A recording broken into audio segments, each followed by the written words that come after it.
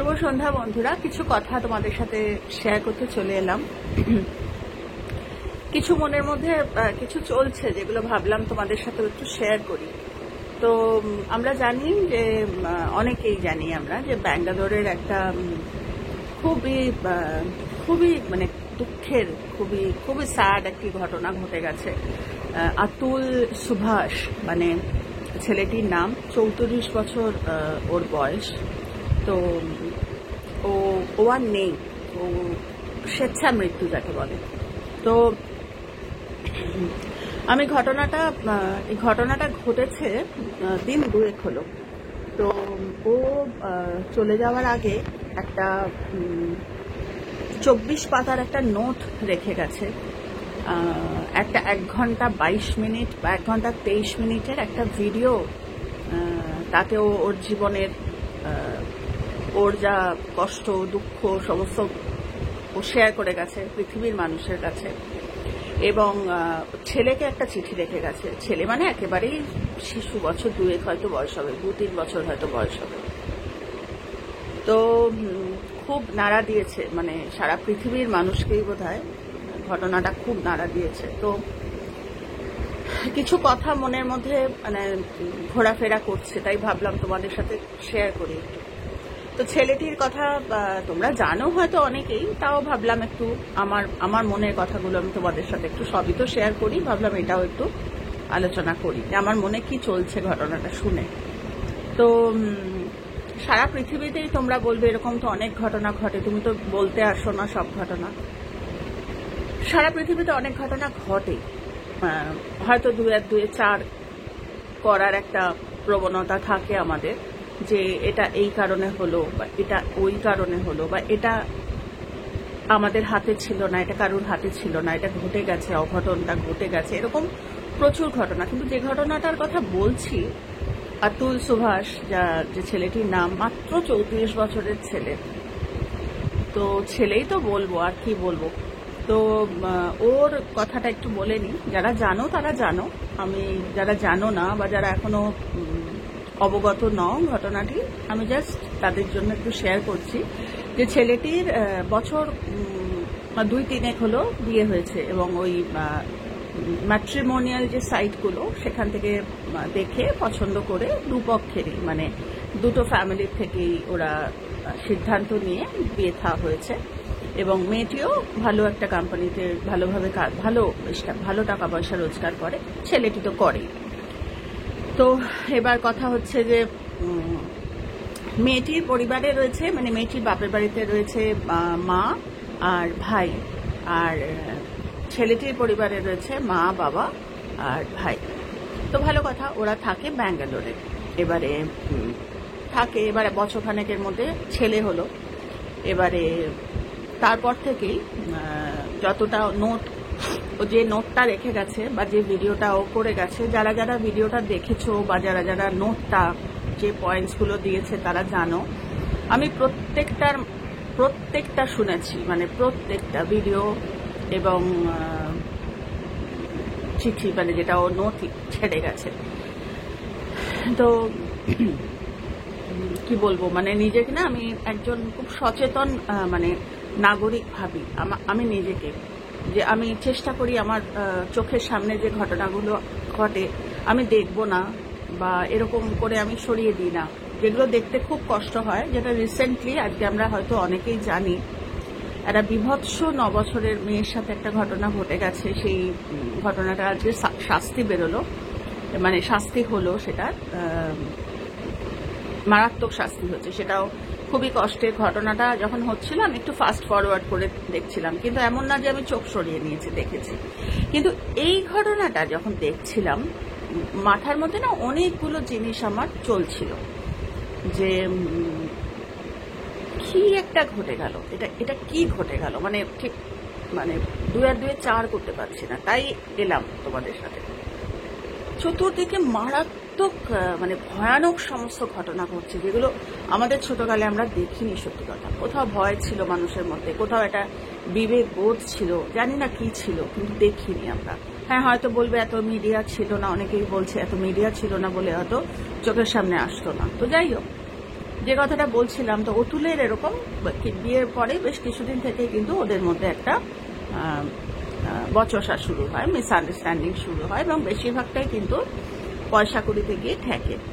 তো প্রথমে মেয়েটি বাচ্চাটিকে নিয়ে ও চলে যায় বাপের বাড়িতে।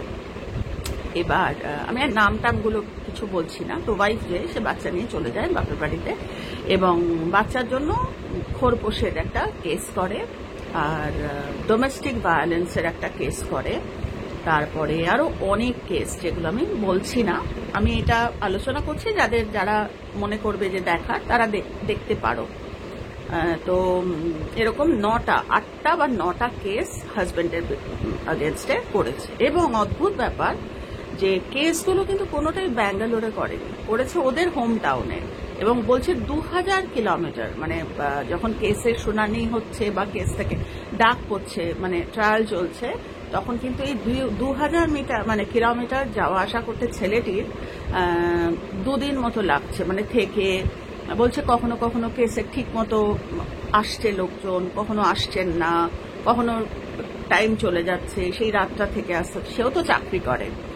তো ব্যাঙ্গালোরের জায়গায় মানে ওর যা লিখে গেছে আমরা কোথা থেকে জানবো, আমরা ওর চিঠি এবং ওর ভিডিও থেকে জানলাম, যেটা একটা কাইন্ড অফ হ্যারাসমেন্ট, যাতে ব্যাঙ্গালোরের ঘরের কাছে হলে সুবিধা হয়। তো এতটা দূর ওকে ট্রাভেল করে যেতে হয়। অদ্ভুত ব্যাপার, যখন কোর্টে ট্রায়াল হয় বা ছেলেকে নিয়ে আসে না ওয়াইফ, এবং ছেলেটিকে যে বাবা মানে অতুল চলে যাওয়ার আগে ছেলেকে যে চিঠিটা লিখে গেছে, ছেলে বড় হয়ে হয়তো দেখবে বাবার লেখা চিঠি, তাতে লেখা আছে যে তোমাকে তো আমি বহুদিন দেখিনি, তোমার চেহারাটা আমার মনে পড়ে না, তোমার ছবি দেখলে তোমার কথা আমি মনে করতে পারি।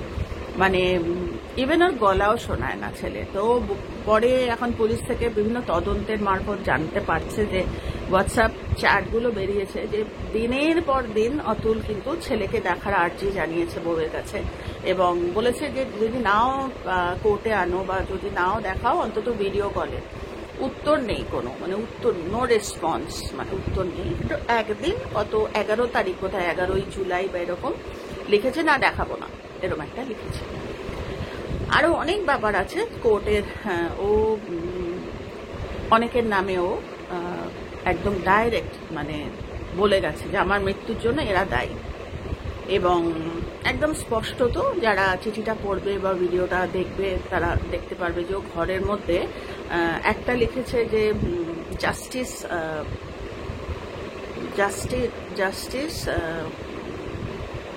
ডিলেড বা জাস্টিস এক্স্যাক্টলি মনে করতে পারছি না, একটা বড় ইয়েতে দেয়ালের মধ্যে লাগানো, তাতে লেখা আছে যেটার মানে হচ্ছে যে জাস্টিস এখনো আসেনি।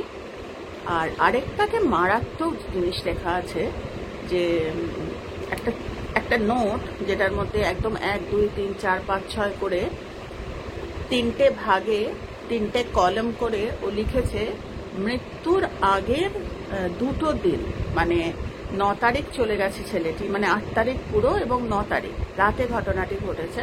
তো 8 তারিখ পুরো দিনটা ও কি করেছে এবং 9 তারিখ ও কি করেছে। তো যাই হোক, আমি আর এত ডিটেলে যাচ্ছি না। তো করেছে, এবং কোথায় চাবি রেখেছে, কোথায় লাইফ ইন্স্যুরেন্সের পেপারস রেখেছে, কোথায় গাড়ির চাবি, যাতে কোনো অসুবিধা না হয় সব লিখেছে। এবং যে নোটটা রেখেছে একটা 24 পাতার নোট, সেটা একদম টেবিলের মাঝখানে রেখে একটা কিছু দিয়ে চাপা দিয়েছে যাতে লোকে দেখতে পারে, প্লাস এই সেম জিনিসটা ও বাইরে মানে লাইভও করে দিয়েছে ভিডিওটা যাতে মানুষ দেখতে পারে। এবং যে 5 জনের নাম করেছে তাতে আমি আর ডিটেলে যাচ্ছি না, তাতে প্রথমের দিকেই কিন্তু ওর ওয়াইফের নাম, শাশুড়ির নাম, শালার নাম, এবং মানে মেয়েটির ভাইয়ের নাম আর মেয়েটির এক কাকার নাম করা আছে। এবং পরপর যে কথাগুলো বলেছে বিভিন্ন ঘটনা বলেছে, বিভিন্ন ঘটনা। তো যেটা বলেছে যে আমি চলে যাওয়ার পর আমার যে অস্থিটা ততক্ষণ তোমরা বিসর্জন দেবে না যতক্ষণ না জাস্টিস আসে।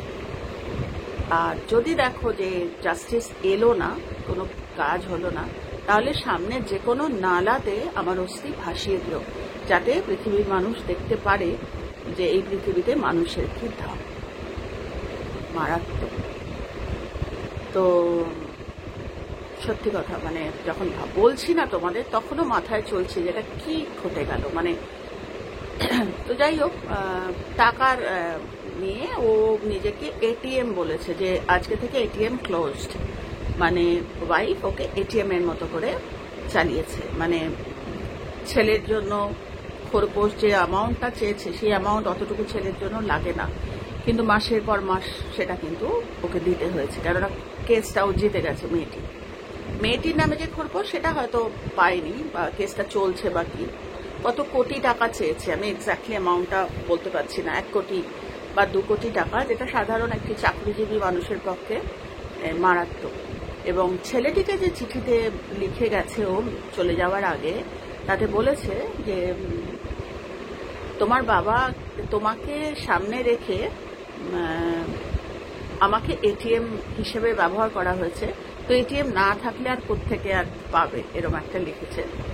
আরো অনেক কথা, মানে নিজের বাবার কথা লিখেছে, যে আমি চাই না যে আমার বাবা আমার জন্য এরকম, কেননা মা বাবার নামেও তো ডোমেস্টিক ভায়োলেন্স করে, আমি না থাকলে এইগুলোর থেকে ওরা মুক্তি পাবে, কেননা টাকা আর তো টাকা, আমি যদি নাই থাকি তাহলে আর কোথা থেকে টাকা চাইবে। তো এরকম অনেক কথা দিয়েছে। এবং যে নোটটাও লিখে গেছে তাতে এটাও লিখে গেছে যে আমি চলে যাওয়ার পর আমার বাবা মাকে যেন অযথা কোনো কেসে ফাঁসানো না হয়, আমার ভাইকে বাবা মাকে যেন অযথা কোনো কেসে ফাঁসানো না হয়। তারপরে এরকম আরো বহু আমার এতটা বয়সের জীবনে আমি কিন্তু সত্যি কথা এরকম ঠান্ডা মাথায় এরকম ভাবে কোনো একটা অত্যাচারের প্রতিবাদ করতে গিয়ে নিজের চলে যাওয়া আমি দেখিনি। মানে মানুষের একটা কি বলবো, একটা স্পন্টেনিয়াস একটা রিভোল্ট করার একটা টেন্ডেন্সি থাকে। মানে আমরা যখন যতই যে যেরকম একটা পাগল যার সেন্স নেই, সেও কিন্তু হাতে তুলবে মারার জন্য ব্যথা পেলে। তো এখানেই আমার খুব যে ছেলেটি বেশ কিছুদিন ধরে ও ডিসিশন নিয়েছিল যে ও থাকবে না, ও চলে যাবে, কেননা ও হ্যারাসড, মানে কি বলবো, মানে কোর্টের ব্যাপারেও, মানে আইনের ক্ষেত্রেও, আমি আর অত ডিটেলে যাচ্ছি না। সোশ্যাল মিডিয়াতে পুরোটা ডিটেলে যাওয়াটা খুব মুশকিল হয়, তোমরা ডাইরেক্ট পেপার যেগুলো নিউজ মিডিয়ায় দিচ্ছে সেগুলো একদম অথেন্টিক যে খবরগুলো দিচ্ছে সেগুলো দেখলেই বোঝা যাবে। তো ও কিন্তু অনেকদিন আগেই ঠিক করেছিল ও চলে যাবে, কারণ ও ভেবে নিয়েছিল যে বাঁচার পথ, মানে সব জায়গাটা ঠিক রাখার পথ, আমার বাবা মাকে বাঁচানোর পথ, এই পয়সা দেওয়ার হাত থেকে, কারণ আর তো পয়সাও দিতে পারছিল না, কত পয়সা দেবে, এর থেকে বাঁচার একটাই, সেটা হচ্ছে মৃত্যুবরণ করা। এবং মৃত্যুবরণ করার এবং প্রতিবাদটা হচ্ছে একদম নাম করে করে বলে গেছে, যাতে এই যেরকম বলেছে যে, আরেকটা কথা হট করে মনে পড়লো, যেটা বলেছে যে আমি চলে যাওয়ার পর হয়তো যে এতদিন ছেলেকে নিয়ে কোর্টে আসেনি, আমি চলে যাওয়ার পর হয়তো কোর্টে আসবে ছেলেকে নিয়ে, কেননা মানুষের সিম্প্যাথি নিতে, ওকে যেন আসতে না দেওয়া হয়। আরেকটা বলা হয়েছে, আমি যখন থাকবো না আমার বডির আশেপাশে যেন ওদের বাড়ির কেউ না আসে। তো এও আরেকটাও কথা বলেছে যে আমার মনে হয় না আমার ছেলে, ওই যেহেতু চাকরি বাকরি করে, টেন্ডেন্সি হবে মায়ের কাস্টাডিতে বাচ্চাকে দেওয়ার, কিন্তু আমার শেষ ইচ্ছা যে আমার ওর কাছে থাকলে আমার ছেলে বড় মানে ভ্যালু পাবে না, তো যদি গ্রান্ট করা হয় আমার মা বাবার কাছে থাকবে এবং আমার ভাই দেখভাল করবে। তো এরকম দিয়ে একটা মারাত্মক প্রতিবাদও জানিয়ে গেছে। কেন, যে নোটটাও দেয়ালে লিখে গেছে, একটা দেয়ালে সেটে দিয়ে গেছে, 2 দিন ও লাস্ট 2 দিন কি করেছে, তাতে কিন্তু এই অ্যারেঞ্জমেন্টস গুলো ছিল, যে কাকে কাকে মেল করবে, কাকে কাকে কি দেবে, সমস্ত প্ল্যান মাফিক করেছে এবং একদম নাম ধরে ধরে প্রতিবাদ জানিয়ে গেছে। এখন তোমরা হয়তো ভাবছো যে আমি এই কথাগুলো কেন বলছি। আমি বলছি যে ওই যে বললাম, একটা ছোট বাচ্চাও যদি ব্যথা পায়, এটা নর্মাল একটা ইনস্টিংক্ট, একটা স্পন্টেনিয়াস ফিলিং, সে বিরোধিতা করে। তো ছেলেটিও তো করেছিল একটা সময়। তো তো এটা আমি আমার একটা প্রশ্ন আমি তোমাদের কাছে ছেড়ে দিচ্ছি, মানে আমারও ভিতরে চলছে, প্রেয়ার করছি। ছেলেটা নেই, ছেলেটা চলে গেছে, 2-3 দিন হয়ে গেল। আর ছেলেটা চলে যাওয়া, আমরা এখন ও নেই, ও চলে গেছে, কিন্তু আমরা দেখতে পাচ্ছি ও যেটা চেয়েছে, যারা অন্যায় করেছে, মারাত্মক অন্যায় করেছে। আমি বলতে পারবো না, যারা দেখবে তারা জানবে যে কোন একটি বউ, কেননা কত জানি একটা মামলা, একটা হয়, কত জানি, আমি না ভুল বলার থেকে না বলা ভালো, যেটা মেয়েদের পক্ষে, মানে মেয়েরা যে এত নির্যাতন মেয়েদের হয়, সেই জন্য তার একটা প্রোটেকশন হিসেবে যে মামলাটা, কিন্তু এক্ষেত্রে কিন্তু মেয়েটির হয়নি, হয়েছিল ছেলেটির। কিন্তু ছেলেটি প্রতিবাদ হয়তো করেছিল, কিন্তু পারেনি। ও যখন বুঝেছে যে সব মিলা হুয়া, ও তখন এই ডিসিশন নিয়েছে। এবং আমরা যখন ও চলে গেল, তখন দেখতে পাচ্ছি যে হ্যাঁ, একটা কিন্তু মারাত্মক তোলপাড় শুরু হয়েছে। যে অন্যায় এরা করেছে, তার অলরেডি, মানে তারা সুস্থ নেই, তারা অলরেডি, মানে কি বলবো, তাদের নামে FIR হয়েছে, আরো অনেক প্রমাণ, সমস্ত পেপারস, সেই সব ছেলেটি রেখে গেছে। তো ছেলের, যখন আমি ভাবছি, আমার মধ্যে না একটা ডায়লেমা, একটা দ্বন্দ্ব চলছে, যে ছেলেটা যখন চলে গেছে, কতটা জীবনের প্রতি বীতশ্রদ্ধ হয়ে, এবং বাবা মাকে বাঁচাবো, ভাইকে বাঁচাবো, আমি থাকলে ওদের শেষ করে দেবে, মানে সব, যতক্ষণ না সব শেষ করে দিচ্ছে ততক্ষণ কোনো বিশ্রাম নেই, এরকম একটা।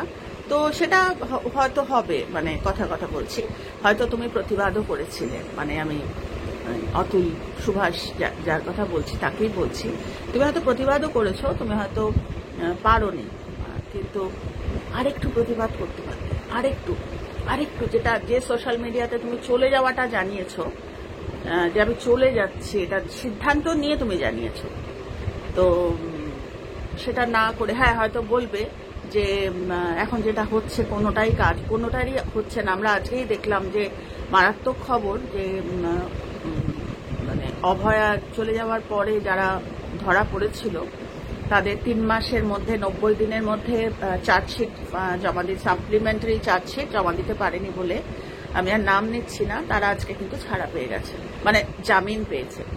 তো এটা একটা মারাত্মক খবর, কিন্তু প্রতিবাদ কিন্তু করা হচ্ছে। তুমি চলে গেলে, তুমি যদি সোশ্যাল মিডিয়াতে জানাতে, অন্তত আমরা একটু প্রার্থনা করার সুযোগ পেতাম, বা আমরা একটু ব্যাপারটা জানতাম, বা আমরা আরেকটু, যে যেরকম ভাবে পারে এটার প্রতিবাদ হতো, মানুষ জানতো যে না, এইভাবে পথ ছেড়ে দেওয়া, অন্যায়ের সামনে একদম জোট হয়ে দাঁড়াতে হয়। হ্যাঁ, সময় লাগে, ধৈর্য ধরে আমরা প্রতিবাদ চালাতাম। তো তুমি আমাদের আর সেই সুযোগটা, তোমার এই জার্নিতে তুমি চলে গেলে, সেই সুযোগটা তুমি আমাদের আর দিলে না, আমরা প্রার্থনা করতে পারলাম না। কেননা এই কথাটা আরেকটাও আমার মাথায় চলছে, যে এই ঘটনা তো একা তোমার নয়, এরকম কিন্তু অনেক আছে, মানে অলরেডি খবরে আমরা দেখতে পাই যে যারা, মানে বিবাহিত জীবনে স্ত্রীদের দ্বারা টর্চার, তারা লড়াই করছে। এবার তোমার এই ঘটনা দেখে আমি সবাইকেই বলবো যে এটা কিন্তু, মানে কি বলবো, মানে আমাদেরকে জানানো, মানুষকে জানানো, পথ ছেড়ে না দেওয়া, অন্যায়কে এইভাবে প্রশ্রয় দেওয়া। যদি তুমি হয়তো বলবে, তুমি যা করে গেছো, যা চিঠি দিয়ে গেছো, যা পয়েন্টস তুমি দিয়ে গেছো, এরা ছাড়া পাবে না, এরা হয়তো শাস্তি পাবে বা যাই হোক, কিন্তু তাও বলছি, চলে যাওয়াটা কি পথ? তো কতটা কষ্ট থেকে তুমি চলে গেছো, এবার এত সুন্দর একটা পৃথিবীতে তোমার ছেলে তো বাবাকে পাবে না, কি পাবে? একটা অনিশ্চিত একটা জীবন। আমি জানি, বারবারই বলছি, আমার মধ্যে ওই দ্বন্দ্বটা ভীষণ চলছে, একটা মায়ের মন থেকেই বলছি যে মা বাবার, তোমার মানে মাকে দেখছিলাম যে সন্তান, তার এরকম মানে একটা পরিণতি, এত সুন্দর একটা জীবন আশা করেছিলেন মা বাবা। যদিও তুমি লিখেছো যে মা বাবাকে বাঁচানোর জন্য, কিন্তু তবুও বলবো যে একবার মানুষকে, মানে অন্যায়ের এইভাবে ছেড়ে দেওয়া, যে আমি চলে গেলাম যুদ্ধক্ষেত্র থেকে, আমি সবাইকেই বলবো, মানে এটা জানি না, এটা আমার প্রশ্ন, যে আরেকবার কি ঘুরে দাঁড়ানো যেত না? আরেকবার কি আরেকবার কি আমাদেরকে মানে সবাই সোশ্যাল মিডিয়ার মাধ্যমে যেমনি তুমি জানিয়েছো তোমার শেষ ইচ্ছা বা কি, সেগুলো যদি আরেকবার জানাতে আমরা একটু উঠে দাঁড়াতাম, প্রার্থনা করতাম, কেউ রাস্তায় নামতো প্ল্যাকার্ড নিয়ে, একটা রাস্তা বেরোতো। এভাবে মানে আমার এই ভিডিওটার মাধ্যমে আমি এটাই বলতে চাই যে এটা তো ঘোর কলি, এটা হবে। মানে আমরা যদি ভাবি এরকম কেন হচ্ছে, জাজ কেন আমার কথা শুনছে না, বা শত্রুরা কেন বেরিয়ে যাচ্ছে, এটা তো এই যুগের মানে কি বলবো ক্যারেক্টারিস্টিক্স। আমরা যদি ভাবি এই যুগে আমরা ভগবানকে সামনে পাবো, আমি এই যা চাইবো তাই পাবো, হবে না তো। এটা তো ঘোর কলি। এখানে একটা কমিউনিটিতে আমি লিখেছি সেটাই মনের কথাটা, যে একমাত্র বিশ্বাসটাই মন্ত্র, যে পাবোই পাবো, অন্যায় শাস্তি আসবেই। কিন্তু সেখানে যদি আমরা ওই ঝড়ের মধ্যে নিজেকে হারিয়ে ফেলি, তো এরকম অতুলে মানে আর যেন কেউ এরকম মানে খুব কষ্ট থেকে খুবই করেছো আমি জানি, খুব মানে অনেক কিছু ভেবে, অনেক মানে কি বল, অনেক শক্তিশালী তুমি, কতটা শক্তি তুমি, মানে কত দিন ধরে তোমার এটা চলেছে, তুমি আমি জানি তোমার কষ্টটা বুঝতে পারছি। কিন্তু তাও বলবো মায়ের মতো করে যে এই জিনিস কেউ করো না, ঘুরে দাঁড়াও, সোশ্যাল মিডিয়াকে এইখানে কাজে লাগাও, বলো, ওপেনলি বলো। প্রয়োজন হলে অনেক রকম উপায় আছে মানুষের কাছে পৌঁছানোর। মানুষ আজও এগিয়ে আসে, মানুষের আজও যে যেরমই বলুক না কেন, আজও মানুষের ব্যথায় ব্যথিত হয়। এই যেমন আমি, তুমি চলে গেছো কিন্তু তোমার কোথাও না কোথাও তোমার সোল শুনছে, আমি জানি, আমার বিশ্বাস এটা তুমি শুনছো, তোমার এনার্জি রয়েছে এখনো। তো প্রার্থনা করব তুমি নেক্সট তোমার জীবনে তোমার এনার্জি কমপ্লিট করো, তোমার না পাওয়াগুলো তুমি পাওয়ায় বদল হোক তোমার। খুব কিন্তু একবার জানলাম না, এটা খুব মানে ইয়ে রয়ে গেল, যে একটু জানলে অন্তত একটু প্রার্থনা করতে, একটু চেষ্টা করতে পারতাম আমরা সবাই সবার মতো করে। যাই হোক, তো এইরকম কেউ করো না। এইটা অন্যায়ের সামনে থেকে ডাঁটছে দাঁড়াতে হয়, একদম মুখোমুখি। যদিও তোমরা বলবে এত সহজ নয়, আপনি যেরকম ভাবে বলছেন আপনার কথা থোড়ি শুনবে না, আমি জানি, যার যার নিজস্ব, কিন্তু তাও এত ছেলেমেয়েরা যারা একটা ভুল বিবাহিত জীবনের বা যেভাবেই হোক, প্রচুর আছে আমি জানি, প্রচুর, সব তো আমরা জানতে পারি না, কষ্ট পাচ্ছ, খুব চিন্তা ভাবনা করে। কেননা তোমরা জেনো যে অনেক মানুষ আছে তোমাদের পাশে কি দাঁড়ান। হ্যাঁ, সবসময় যে টাকা পয়সায় বা ফিজিক্যালি লোকে পারে তা না, কিন্তু প্রার্থনায় বা বিভিন্ন রকম ভাবে, কেউ রাস্তায় নেমে চিৎকার করে, কেউ প্ল্যাকার্ড হাতে, কেউ না কেউ কিছু না কিছু করে, কিন্তু একটা প্রতিবাদের ভাষা, অন্তত একটা সুযোগ দেওয়া। তো এইভাবে পথ ছেড়ে দিও না। তো যাই হোক, এইটাই তোমাদের সাথে আজকে একটু শেয়ার করলাম। সবাইকেই বলছি যে ঘটনাটা খুব খুব দুঃখের, মানে মেলাতে পারছি না যে এরকম কেন ছেড়ে দিলে রাস্তা, কেন রাস্তাটা ছাড়লে, কেন আমাদের ডাকলে না, এটা বারবার মনে হচ্ছে। তো যাই হোক, যেখানেই থাকো তুমি, খুব তাড়াতাড়ি তুমি জন্ম নাও, আর খুব তাড়াতাড়ি তোমার একটা খুব সুন্দর জীবন হোক। খুব ভালো সবাই থেকো তোমরা। আর চতুর্দিকে যা ভয়ানক সমস্ত ঘটনা দেখছি, এই ঝড়ে আমরা কিন্তু বিশ্বাস হারালে চলবে না, আমাদের বিশ্বাস রাখতে হবে যে অন্যায় কখনো মাথা তুলে বেশি দিন থাকতে পারে না। হ্যাঁ, আমরা ওই অন্যায়টাকে কাউন্টার করতে গিয়ে নিজেরা খুব অন্যায় করে ফেলি, জাজ করে ফেলি, ওইটাতে না ওই অন্যায়টা আরো কয়েকটা দিন থেকে যায়। কেননা অন্যায় না ফাঙ্গাসের মতো, ওরা বাঁচেই অন্যায়ের ওপর। আজকে যদি সবাই আমরা জাজ করা বন্ধ করে দিই, আমরা যদি অপেক্ষা করি আসবে, মানে ন্যায় স্থাপন হবেই, এটা পৃথিবীর নিয়ম। আমরা যেহেতু ন্যায় স্থাপন করতে গিয়ে অন্যায় করি, আর ওরা বললাম না অন্যায় সবসময় অন্যায়কে ধরে বাঁচে, অন্যায় কখনো ন্যায়কে ধরে বাঁচে না। ন্যায়টা কি? ন্যায়টা আমাদের মতো সাধারণ মানুষের ন্যায় হচ্ছে বিশ্বাস, আসবেই, অন্যায় কোন বেশি দিন থাকতে পারে না। তো আমরা মাথা তুলে আমরা চলো এই প্রার্থনা, প্রতিবাদী যে প্রার্থনা, সেটা আমরা করি। আর সবাই যে যেখানে আছো সাবধানে থেকো, ভালো থেকো, চোখ নাক কান খুলে থেকো, সিদ্ধান্ত নেওয়ার আগে 10 বার ভেবে সিদ্ধান্ত নিও। চলো।